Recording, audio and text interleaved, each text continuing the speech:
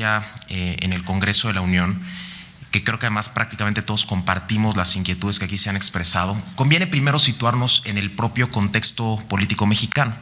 Tengamos en cuenta que hasta el año 97, pues prácticamente el Congreso de la Unión cumplía funciones muy distintas a las que a partir de entonces ha cumplido.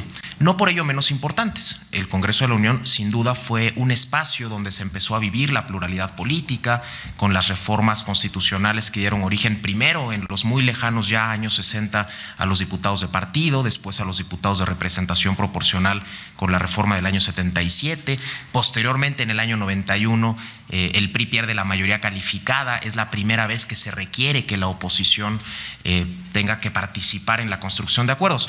Pero hasta que en el año 97 no hubo un Congreso verdaderamente plural, en el que ningún partido ha tenido mayoría absoluta, pues realmente el Congreso cumplía, insisto, otras funciones distintas a las que por legislativa tiene. Incluso, por ejemplo, me decía un senador de algunas de las legislaturas ya muy antiguas y ya se apersonaban. Es decir, ese era el Congreso de la Unión en México, tristemente, hasta hace no tanto. Estamos hablando de apenas 17, 18 años. A partir de entonces ha habido cambios importantes. La propia pluralización legislativa pues ha permitido, fue una precondición para que después se pudiera dar la alternancia, para que pudieran participar los diferentes partidos de oposición en la construcción de acuerdos. Hubo una nueva ley del Congreso en el año 99, esa legislatura 57, que veo aquí a José Espina, que fue diputado en ella, fue sin duda histórica, ¿no? Se lograron, por ejemplo, se transformó la antigua Contaduría Mayor de Hacienda en la Auditoría Superior de la Federación, hubo una nueva ley orgánica del Congreso de la Unión, hubo un canal del Congreso, se instituyó en esa legislatura un canal del Congreso para que la gente desde su televisión pudiera ver lo que está pasando ahí adentro. Sin embargo, por supuesto, todos estos avances que han sido notables y que han sido buenos para la democracia son a todas luces insuficientes. Estas gráficas que nos mostraba el comisionado Salas hace unos momentos, pues son muy claras de la percepción que tiene la gente de los diputados y de los partidos políticos. La transparencia sigue siendo, insisto, una asignatura pendiente.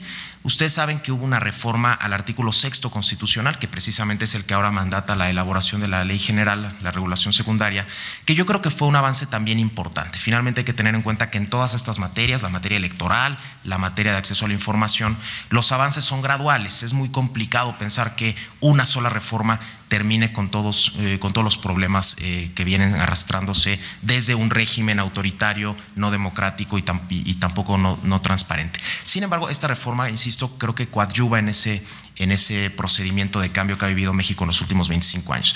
Y en esta reforma al artículo 6º constitucional creo que hubo 3 elementos muy importantes que ya se han mencionado en este foro. Primero, la propia autonomía constitucional que se le otorgó a esta institución, al IFAI. Segundo, se delimitaron las causas para reservar información, que solo serán ahora por seguridad nacional o por razones de interés público. Y por supuesto también la ampliación de los sujetos obligados. Se incluyó expresamente a los partidos políticos y al Poder Legislativo, entre otros, también por ejemplo los sindicatos, y se expresó además cuando reciba recursos públicos tiene que rendir cuentas, por ejemplo las universidades públicas, ¿no? Que luego es políticamente incorrecto criticarlas, pero hay muchas universidades públicas absolutamente a nadie, y toda instancia, insisto, que reciba recursos públicos tendrán que rendir cuentas. Y en ese sentido es que el Poder Legislativo tendrá transformación a partir de esta reforma. En aquella discusión, y tú, mi querida Lilia, te acordarás porque estabas ahí presente, hubimos muchos que insistían en la necesidad de que expresamente se incluyera en la Constitución a los grupos parlamentarios. Finalmente el criterio fue que no debía ser así, porque de hacerlo naturaleza jurídica en la Constitución a los grupos parlamentarios, cuando propiamente no la tienen, sino que son parte del Congreso. Pero en todo caso yo creo que el artículo 6º constitucional es muy claro. El poder tiene que ser un sujeto obligado en materia de transparencia y de acceso a la información, y por lo tanto también los grupos parlamentarios tienen que serlo, y a continuación entraré a abundar sobre ese tema. Yo creo que hay 2 grandes vertientes en esto relacionado con la mayor transparencia del Congreso. Propias labores de los diputados, la función legislativa de los diputados y senadores, por supuesto, la propia función legislativa. Ahí están asuntos tan amplios como es el trabajo en comisión. Aquí muchas veces incluso los mejores debates se dan en las comisiones, no se dan en el pleno. En el pleno es un poco más la parte, ¿cómo decirlo?, la parte mediática, pero realmente cuando se meten, donde se hacen las discusiones a fondo sobre los contenidos de la ley, generalmente son en las comisiones.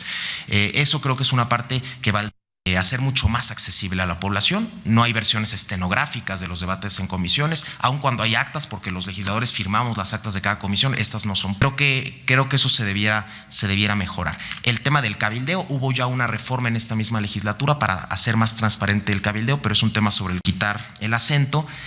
Por supuesto, también cómo votan los diputados y senadores. Eso es fundamental, que la gente sepa cómo votan en comisiones y cómo votan en. Es más fácil encontrarlo en la página del Congreso, sí suele aparecer. Sin embargo, no aparece con tanta claridad temas como, por ejemplo, las asistencias. Es un poco relacionado con las funciones legislativas, que yo coincido con la doctora Marván en el sentido de que ahí creo que podemos perfeccionar, pero se ha avanzado bastante. En generales estamos bien. Donde por supuesto estamos en una situación, incluso a nivel comparado internacional, muy mala, es en la transparencia en cuanto al ejercicio de los recursos públicos del poder legislativo. Ahí hay varias cosas que comentar. Primero, bueno, el propio sistema de contratación, las licitaciones que hace el Congreso como poder legislativo, que eso es algo que no se conoce. Cuánto el Congreso tiene también un staff del Congreso que además es bastante amplio. Alguna vez escuché que eran alrededor de 3,000 personas las que laboraban solo en la Cámara de Diputados, no en los grupos parlamentarios, estoy hablando de la Cámara de Diputados, en las diferentes tareas que se requieren de staff técnico, en el área de biblioteca, en las diferentes áreas de la Cámara, ¿no? Entonces ahí creo que hay en las propias comisiones, ¿no? Que generalmente, además, este es otro tema, los que trabajan en las comisiones los contrata el presidente de la comisión, acaban siendo personas que sirven no a la comisión, no son empleados de la comisión, al final acaban siendo empleados del presidente de la comisión, que los utiliza para todo tipo de funciones, excepto para las que constitucionalmente o legalmente está obligado. Ese es un tema importante en cuanto al staff de la Cámara como tal, la gente que trabaja en la Cámara, y me imagino que en el Senado ocurre exactamente lo mismo. Por ejemplo, hay que transparentar también los recursos que ejerce la Junta de Coordinación Política y la mesa directiva. No son pocos los recursos que ejerce la mesa directiva, que tiene áreas a su cargo tan importantes como, por ejemplo, la coordinación de comunicación social. ¿Con qué criterios se están haciendo anuncios en un medio de comunicación o en otro? ¿Con qué criterios se están pagando ciertos spots en radio y televisión? En fin, eso es algo fundamental que hoy en día prácticamente no existe información sobre ello. Y por supuesto, entramos ahora sí al tema de los grupos parlamentarios. Yo coincido, los grupos parlamentarios tenemos que dar mucha mayor información y aplicarnos verdaderamente en lo relativo a la transparencia. Cada bancada acaba distribuyendo con absoluta discrecionalidad los recursos que recibe, que no son pocos además, y que además son recursos necesarios, son recursos que incluso la ley orgánica del Congreso en el artículo 29 los prevé para el desarrollo de sus propias funciones. No son recursos como luego la gente piensa que no son necesarios. Creo que tiene una razón de ser que los grupos parlamentarios tengamos prerrogativas. Sin embargo, también es cierto que como son recursos públicos tenemos que ser mucho más transparentes en su ejercicio. Yo les puedo decir, en el caso del grupo parlamentario del PAN, nosotros tenemos una fundación legislativa, la Fundación Miguel Estrada, en la Cámara de Diputados, en la Cámara de Senadores se llama Humanismo Político, que es una fundación que tiene muchos asesores de muchas áreas, es una fundación con una nómina amplia que se dedica precisamente a asesorar a los diputados para evitar que nosotros, cada uno en lo individual, estemos contratando asesores. En ese sentido, hay allí un elemento hacia dónde van las prerrogativas. Nosotros tenemos un área de comunicación social, un área administrativa. Sin embargo, sabemos que hay otros grupos parlamentarios que no tienen ni una fundación legislativa, no tienen tampoco un área de comunicación social propia, ni tienen un área administrativa propia. Entonces, ¿a dónde se van los muchos recursos que reciben esos grupos parlamentarios? ¿Acaso se dividen entre los diputados que tengan?